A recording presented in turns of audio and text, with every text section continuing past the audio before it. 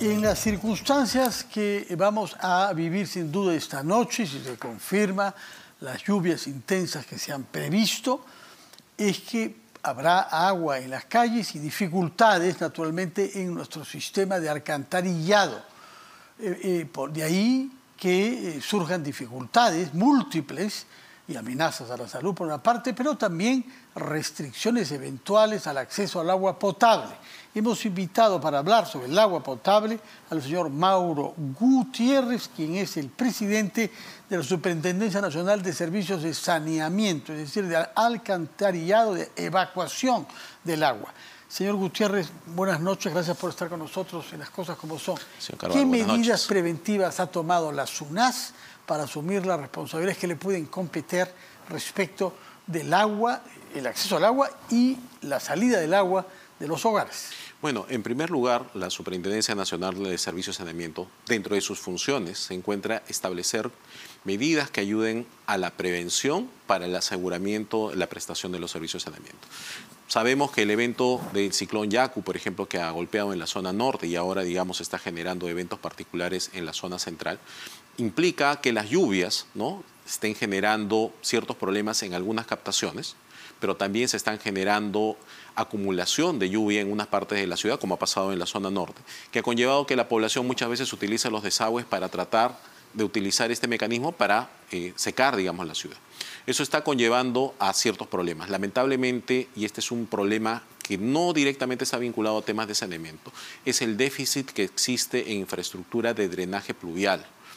Un estudio déficit histórico. Histórico. No ha habido nunca en algunos barrios. Así es. Si nosotros miramos, y hay un estudio en el año 2021 que sacó el Ministerio de Vivienda, ¿no?, señalaba que solo el 3% de la zona urbana tenía sistemas de drenaje pluvial. 3%. Así es. Entonces, ¿cuál es ese 3%? Bueno, a nivel nacional hay algunas ciudades que se habían preparado. Ayacucho, por ejemplo, tiene un sistema que hace unos años se desarrolló, pero muy pocas ciudades están preparadas para ello. Y en las ciudades en las que llueve mucho, como las ciudades de la sierra y de la selva, así es, ellos saben evacuar el agua. Donde no sabemos es en la costa. La costa no está preparada. Lima es un ejemplo, ¿no? El día de ayer mencionaban que la precipitación había sido de 3 milímetros, ¿no? En Chorrillos parece que llegó a 4 milímetros. Pero eso es nada comparado a lo que, digamos, históricamente, mejor dicho, históricamente para Lima es mucho, ¿no? Sí, mucho. Pero para las regiones esos niveles son mínimos. Lima no está preparada para un evento de lluvia, como se está presentando en estos días. No estamos acostumbrados a eso.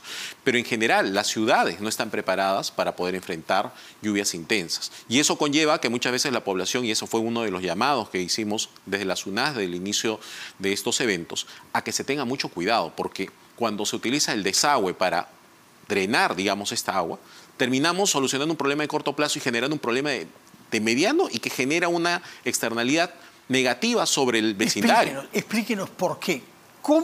¿Quién hace eso en primer lugar? Utilizar el alcantarillado para drenar el agua de la lluvia. ¿Quién lo hace? ¿Y cuáles son los riesgos que esto entraña? El riesgo central es que cuando se abre el alcantarillado y comenzamos a tirar el agua de lluvia, bueno, pero eso es totalmente ilegal. Que los ciudadanos saquen la tapa de metal y echen por ahí. Y eso sucede, suele ser una práctica. Por eso el llamado fue también a un tema de responsabilidad de la sociedad de no hacer eso. Porque junto con desaguar, tirar el agua, también van sólidos. Y eso termina colapsando los desagües. Y este evento no es que se presente en un buzón en particular. Cuando llueve vamos a tener muchísimos puntos. Y lamentablemente eso conlleva que no se tengan las bombas suficientes para poder hacer las atenciones de manera simultánea. Eso es lo que hemos observado en muchas de las ciudades. La SUNAS, además, en ese marco, ¿no?, lo que ha hecho es capacitar a las empresas. Justo el día de ayer hicimos un seminario, porque en estos eventos de situaciones extremas, las empresas pueden utilizar los recursos de sus fondos de inversión con el propósito de realizar acciones inmediatas para enfrentarse a situaciones de desastre. Las empresas que prestan el servicio de agua, que son 50 en el Perú. Así es. En Lima hay solo una, Sedapal, para Lima y Callao, ¿no? Sí. Ellas pueden usar, repítanos, sus recursos. Los recursos que dentro de cuando se establece una tarifa, la tarifa que todos pagamos por el servicio de agua y alcantarillado y tratamiento de agua, un porcentaje va para el financiamiento de proyectos de inversión. Algunos para el mejoramiento de la eficiencia, reducción de pérdidas de agua, para el tema de la micromedición, para aumento de las conexiones. Ese fondo tiene ese propósito, pero de manera excepcional, cuando se presentan estas situaciones de desastre, ¿no? Las empresas pueden utilizar siempre y cuando tengan un propósito específico a atender estas situaciones, ¿no? Y la empresa tiene que informar para qué propósito se desarrolló. Justo el día de ayer hemos capacitado a más de 300 funcionarios de las 50 empresas para que sepan cuál es el mecanismo que tienen que utilizar para ello. A la fecha, en las zonas que tenemos empresas que están en el ámbito de la declaración de emergencia, existe un estimado de un fondo de 550 millones de soles aproximadamente que podrían utilizar para poder enfrentar esta situación excepcional. La costa norte, más Ancash, Lima, Callao. Una parte de Arequipa también tenemos, una parte de Ayacucho, ¿no? Tenemos alrededor de unas 700 departamentos, ¿no? A nivel nacional que están declarados casi una tercera parte de los departamentos, ¿no? Aproximadamente, ¿no? Y aproximadamente 150 de esas están dentro del ámbito de las empresas prestadoras. Provincias, de las provincias. Usted ha dicho 700 distritos. Hay 1.800. Sí, es una tercera parte de los distritos, efectivamente. Bien, entonces, recomendación a los ciudadanos. Es importante, primero, hacer un uso responsable del agua, ¿no? No entrar en una situación, si tenemos una situación de aniego, tratar de proteger la casa, pero no utilizar los desagües como un medio de tirar todos los residuos ahí, porque eso luego va a generar un inconveniente importante, porque dada la cantidad de los eventos que se vayan a presentar, va a ser difícil que puedan atenderse de manera inmediata. Entonces, eso es, creo que, central. Lo segundo, se explicó durante estos días también la capacidad de respuesta de las empresas prestadoras. Las UNAS y las EPS están en un monitoreo de la situación de las plantas de tratamiento. Hace un momento se acaba de explicar que evidentemente las plantas, ¿no?, requieren del caudal del río para poder potabilizar el agua. La Tarjea, ¿no? La Tarjea, el caso de Lima. Hay otra pequeña, me parece. Tenemos el caso norte, de Chillón, ¿no? Pero a nivel nacional tenemos muchísimas plantas, ¿no? Y todas esas de ahí, justamente desde hace semanas, se ha estado monitoreando la información de pronósticos de 24 horas que da el CENAMI y se cruzaba con información de la ubicación de las plantas y se estaban lanzando boletines de proyección preventivos a todas las EPS para que estén atentos respecto a la situación de cómo venía el río. ¿Atentos ante qué riesgo? ¿Qué es lo que puede suceder en un mal escenario? Que haya demasiada agua turbia y que SEDAPAL en este caso o la planta de tratamiento de Lima Norte no puedan limpiar esa agua y en consecuencia no la pueden poner a la distribución. Pero creo que hay un plazo de 12 horas. No, y justamente desde el año 2017 que se presentó este inconveniente, las plantas se diseñan para tratar agua con un cierto nivel de turbiedad, ¿no? Por ejemplo, el caso de la Tarjea puede tratar niveles de turbiedad de entre 10.000 y 15.000 unidades de turbiedad. El día sábado estaba en 75, pero cuando se produjo la activación de una de las quebradas de Huaycoloro, por ciertos picos, estos pueden llegar hasta 30.000, 40.000 niveles de turbiedad. Lo bueno de la planta de la Tarjea es que tiene unas lagunas que tienen una capacidad de agua de más o menos 12 a 18 horas.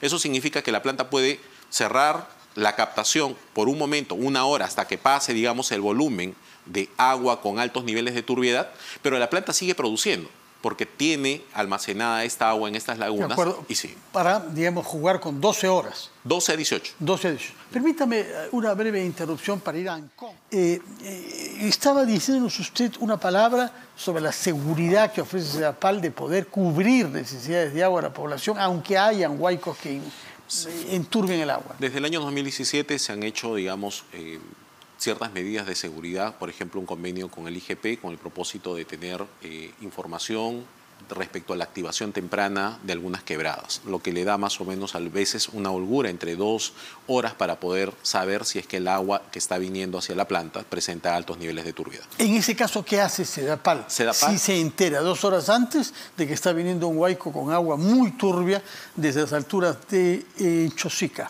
Lo que tiene que hacer, y lo hace SEDAPAL, es cerrar las bocatomas temporalmente.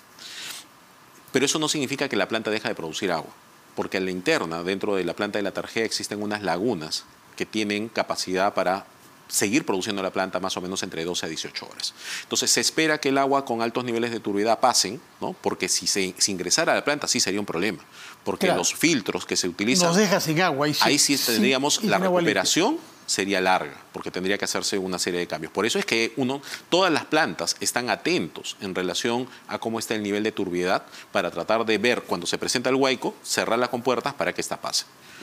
Por otra parte, más allá de esta circunstancia, hay un porcentaje importante de nuestras compatriotas a nivel nacional e incluso en Lima, más de 10% se dice en Lima, que no tienen agua potable en sus domicilios, sobre todo en las zonas más elevadas de los cerros de Lima, ¿no?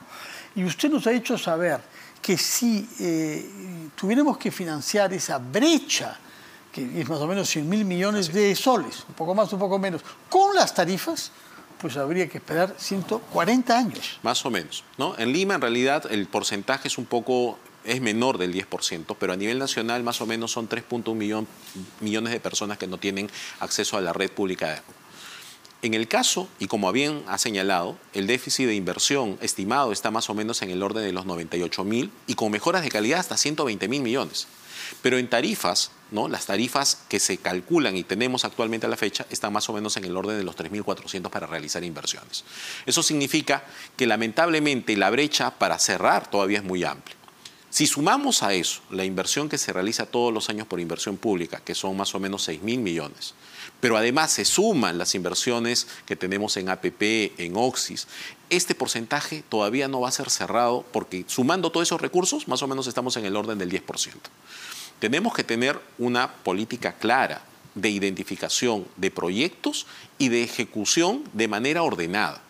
Lo que nosotros hemos encontrado en el desarrollo y en el análisis de cómo se han ido ejecutando las inversiones dentro de las empresas prestadoras es que si bien en los estudios tarifarios se establece una programación de las inversiones y asignación de los recursos, muchas veces existe una demora en la ejecución. Hemos estimado que aproximadamente solo el 32% de los proyectos se ejecutan y utilizan los recursos que tenían para ese propósito. ¿Por qué hay esa demora? En muchos casos responden a la dificultad en el término o la implementación de los estudios de ingeniería, la formulación de los proyectos y muchas veces también a factores que pueden ser endógenos a la empresa, ¿no? Que se demora el concurso, el término de los proyectos y eso termina dilatando la ejecución. Y por otro lado, y ese es otro problema también, que a pesar de que existe un ordenamiento de inversiones, algunas empresas desordenan su programa de inversiones. A modo de ejemplo, Sedapal el año pasado ha tenido una ejecución histórica, ¿no? 120% de lo que habían programado. O sea, 20% más incluso de la totalidad de lo que había para ese año. ¿Cómo consiguió ese 20% suplementario? Porque tenían ingresos adicionales, como había mencionado, hay fondos también que permiten a realizar este financiamiento y tenían un préstamo con el BID que permitió la ejecución de ello. Sin embargo, de ese total de lo que se había desarrollado, no se terminó de ejecutar los 100% que sí tenían programado ordenadamente desarrollar. Solo se desarrolló alrededor del 89%. Primera noticia, hay una ejecución buena en el caso de Sedapal, ¿no? 120%. Sin embargo, no se terminan de ejecutar lo que se ordenó o se estableció como programación de inversiones que estaba dentro del plan de inversiones. Eso a la larga puede generar un problema, porque los proyectos que sí estaban priorizados, si se han utilizado recursos para proyectos no identificados, podrían quedarse sin recursos. Entonces, por eso es importante que exista un orden, ¿no? Primero, la ejecución ordenada de las inversiones y a tiempo. Y segundo, seguir la programación de los planes de inversión que las empresas diseñan. Cuando se desordena eso, ya tenemos una pérdida de control de prioridad. Pero de todas maneras, por muy eficiente que sean las gerencias, acá falta dinero. Falta dinero. ¿Cuál es la solución? Como había mencionado, tenemos que tener una identificación clara de las prioridades de las inversiones que se tienen que desarrollar en el largo plazo. Lamentablemente, ¿no? En algunos casos, los proyectos demoran demasiado en su gestación, ¿no? Hay proyectos, por ejemplo, que recién se están ejecutando a la fecha, que su inicio como idea surgieron en el año 2009. Verdaderamente, 2009, entonces, eso es 14 años. ¿Qué sucede? Pero ¿es concebible que Sedapal y las demás empresas prestadoras del servicio de agua se abran al capital privado? Ya lo están haciendo. ¿Dónde? Por ejemplo, ya existen proyectos en cartera de proyectos de APPs, ¿no? Hay una cartera de 6.600 millones. 6.600 millones. 6.600 millones de soles, pero como está viendo, es el 5%, insuficientes. es el 5% de la brecha, ¿no? De la brecha. De 120.000, necesariamente tenemos que tener, se requiere un mix de distintas fuentes de financiamiento, pero tiene que haber una inversión pública ordenada y a tiempo. Sí, pero no es suficiente porque no queremos esperar 140 años. Con tarifas. Con tarifas. Sí, y las tarifas no es una alternativa única. Va a ayudar, pero no es suficiente. ¿Cómo concibe usted la apertura progresiva del capital privado en las empresas prestadoras de servicios de agua? En realidad, como hemos mencionado, es parte de la solución, ¿no? tiene que haber un mix. El fomento de los proyectos de inversión, APPs, que está desarrollando por inversión, es un camino viable. La aplicación de las obras por impuestos es también una opción. ¿Se está implementando ya? Se está implementando. ¿Dónde, por ejemplo? Actualmente, por ejemplo, obras por impuesto hay en Ancash, donde se está implementando una planta de tratamiento de agua que va a tratar manganeso, ¿no?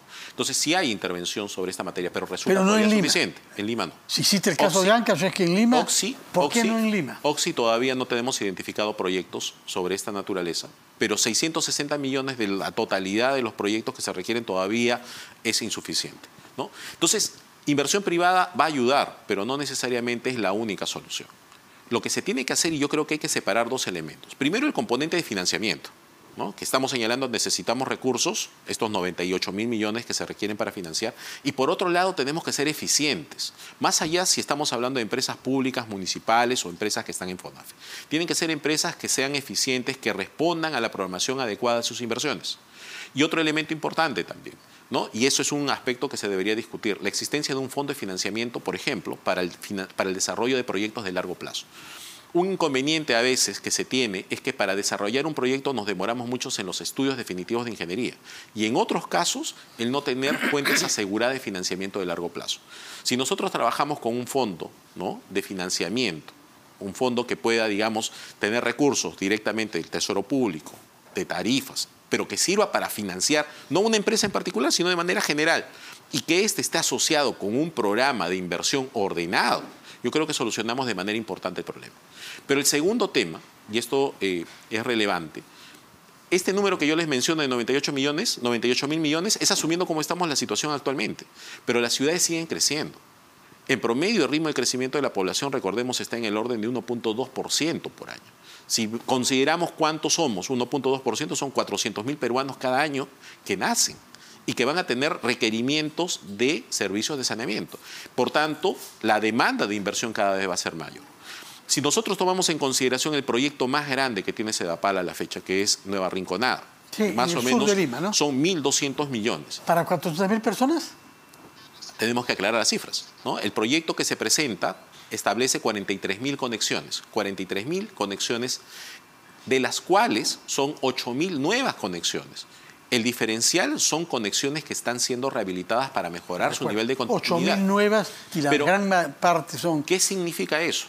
Que en promedio una conexión, si yo tomara el valor del proyecto dividido entre el número de las conexiones rehabilitadas y nuevas, estamos hablando de que cada conexión nos estaría costando más o menos 30.000 soles. Sí. Pero si solo considerara esos 8.000 adicionales, estamos hablando que cada conexión está en el orden de los 120.000 soles. Sí. Entonces, es imposible pensar que vamos a poder seguir ese ritmo de los costos incrementales si no nos ordenamos. ¿Cuál es la solución? Ordenarse. Tenemos hacia futuro, tiene que haber un papel muy activo de las municipalidades, ordenar el crecimiento urbano y trabajar con las empresas prestadoras para tener un crecimiento rápido. Señor Mauro Gutiérrez, tiene mucho trabajo por delante, una noche movida, muchas gracias por estar acá. Ojalá que la SUNAS y todas las instituciones concernidas por el agua garanticen, como han dicho ustedes, el acceso al agua potable, aun si hubiera naturalmente huaicos e inundaciones que perturban el sistema del alcantarillado.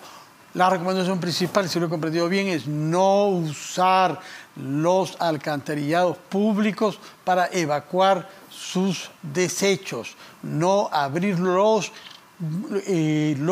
buzones, lo que puede causar un atoro grave y naturalmente favorecer enfermedades infecciosas si el agua se mezcla con las aguas servidas. Señor Gutiérrez, muchas gracias. Recuerdo que usted es el presidente de la Superintendencia Nacional de Servicios de Saneamiento y nos ha venido a hablar de los riesgos de que el agua se vea perturbada en una noche de lluvias e inundaciones como es la que parece que vivirá Lima esta noche.